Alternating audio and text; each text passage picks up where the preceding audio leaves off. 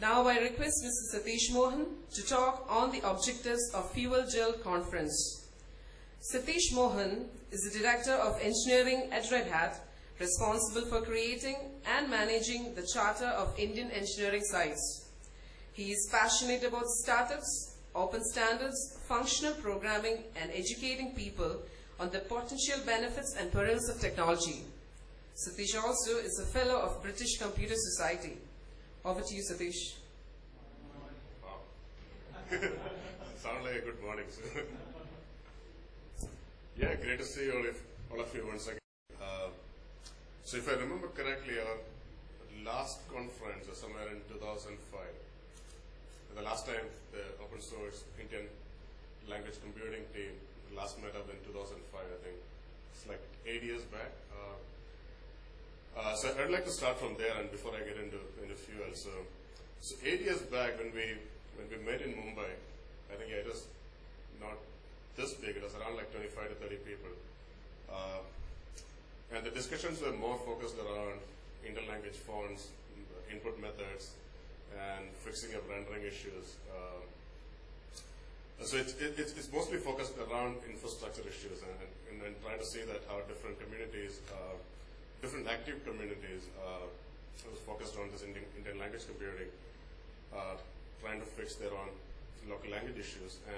And other major focus during that particular time was creating a live series. So every language computing community has a goal of fixing the issues and come out with a live series, which kind of showcases what they did for the language. And I think, yeah, that's where it all started. That's where it all started, and that's the time when we started, we as Red Hat, we started taking initiatives into creating a team focused on Indian language computing. So that's how we started with 5 people, and I can say that's how we started the India engineering operations. So the India engineering operations, the foundation of that is Indian language computing. So in 8 years, there's been a lot of changes. We kind of fixed a lot of infrastructure issues, and if I look at it from the team perspective, what we started with 5 people, today is close to 500 people from an engineering point of view in India. So, and same I can say about the community, right? In terms of the 25 people we saw in 2005, it's not that 25 anymore. It's much bigger than that, and even the focus has grown beyond just the fonts and rendering and input methods. We have now teams working on extending the computing platform, because the focus today is we do have some content available now in different Indic languages. Now the challenge today is to make meaning out of those languages, or meaning out of the data. So in some says like it's called big data, but the challenge is, especially the challenge comes in when you have to deal with big data which is in local languages. So it's kind of an additional challenge is coming in, and so we're seeing there are different initiatives or different teams getting formed with the focus of extracting meaning out of those data. That's one element which is happening. And the next focus area which we are trying to see is how to make Fuel as an independent standards body. I think standards is a wrong word. Maybe it's a long way to go. It's more of a guidelines-driven organization which focused on helping people to come and contribute on Indian language computing, not just Indian language, but just for the language computing. So the reason I say that is, I think we started Fuel somewhere in 2008. It's in 2008, and the initial focus again for the Fuel project was to focus on standardizing terminologies so that a linguist and people who are starting with open source translation platforms has got a consistent base to start with, and then spreading that knowledge to different platforms like desktop, mobile, web, and different things.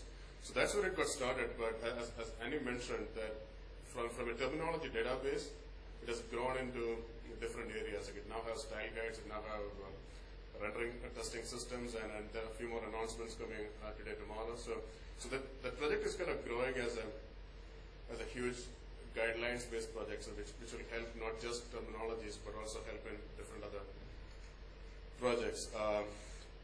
And we still have many other open challenges which need to be addressed. So what I'm talking about is, I'll talk about two.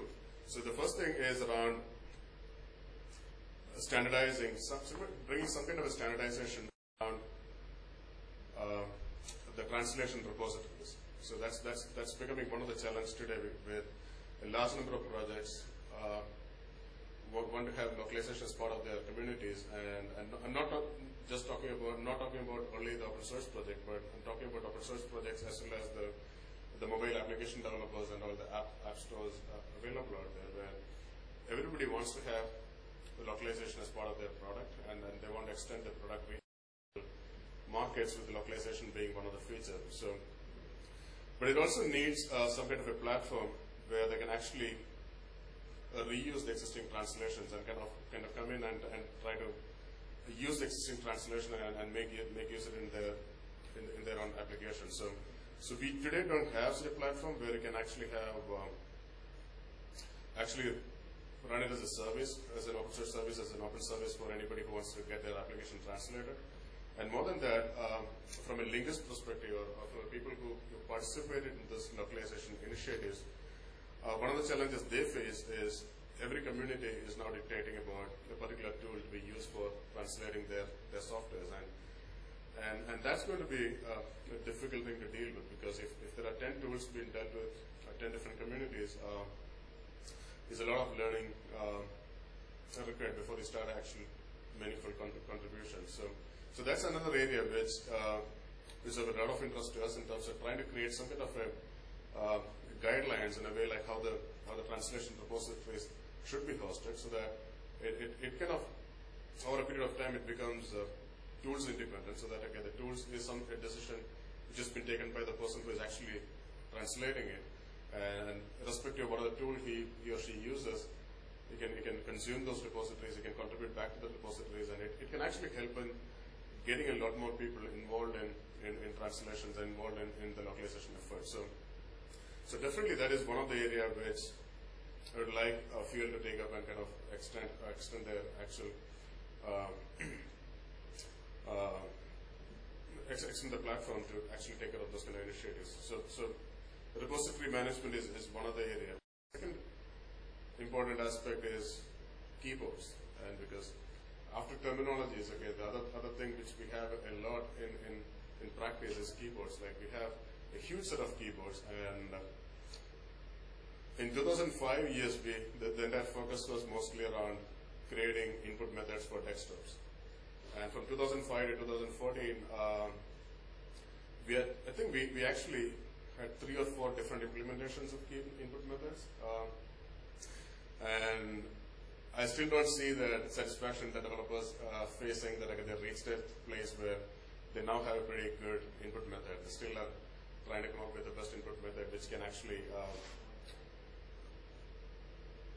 support the new use cases. So from desktop, the use cases have moved now to the mobile computing, most to the tablet and the touch-based devices, where we need a different style of input, because it's not easy. Because when you focused on desktops and laptops, you focused on the QWERTY keyboard, which you use on all of your 8 fingers, right? Your 8 fingers to actually do the typing and get the input done. But when you move to the mobile computing or to the touch-based computing, it is a single finger, or at the max it's a 2-finger operation. So the way you need to deal with input mechanisms, you need to have a rethink and kind of need to come up with some new definition in terms of how to deal with inputs out there. So these are 2 areas which I kind of feel that that should be good to get added to the Fuel project, in terms of, not in terms of getting a solution out in the next few months. It's more about like getting a focus in terms of putting some standards or guidelines around how these things should be approached, and act as a body which can help people to create solutions. Because the entire objective of bringing guidelines is to make sure that we still have innovations in this area, because that's one issue we foresee. If communities started dictating what tools they should be using for doing translation or getting translation done, the amount of innovation, we can see that that's going to be limited in that place, because if a community like Fedora or a community like Wikipedia or Mozilla says that, okay, I really accept translation with a particular platform, be a little interest for other developers to come up with a new platform and kind of say that, okay, this is better, or this can help you do the stuff in a better way, using the existing translation or leveraging the existing translation. So to get the innovation going, it is important that we bring in some guidelines and we make sure that it creates a level playing field for the newcoming new superstars who are coming into the localization team. Right? So that's the two things I wanted to cover. So I know that the 2 days are kind of completely packed with a lot of different talks, and I definitely like to see some good debates going around. It's not about open source meetings are not about one-way traffic. It's about interaction and debates. Like to see a lot of debates going around, and we come out with some of the good practices or good outcomes out of this meeting. So, and finally, I have a small request. So as I said, the last meeting was in 2005, and this meeting is happening after 8 years. Right? It's almost like 8 years, and so that's a pretty huge gap. So I'd definitely like to see that some kind of a consensus being generated, so that we can actually have some kind of an annual meeting where we talk about this language computing issues and where to take it forward. And it will be good if we can actually plan that meeting in different states every year, so that it becomes like if the meeting is happening in one particular state, it's mostly focused around computing issues in that language and kind of showcasing cultures and progress in that particular language. So it'll be good that if we can bring out some thoughts around this topic and kind of say that, yes, it is possible to have a monthly or annual conference, so that we don't feel this kind of a huge gap between two conferences. Yeah.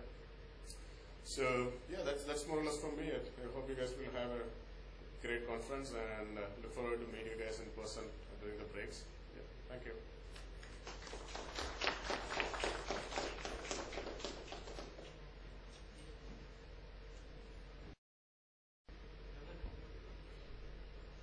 Thank you, Satish.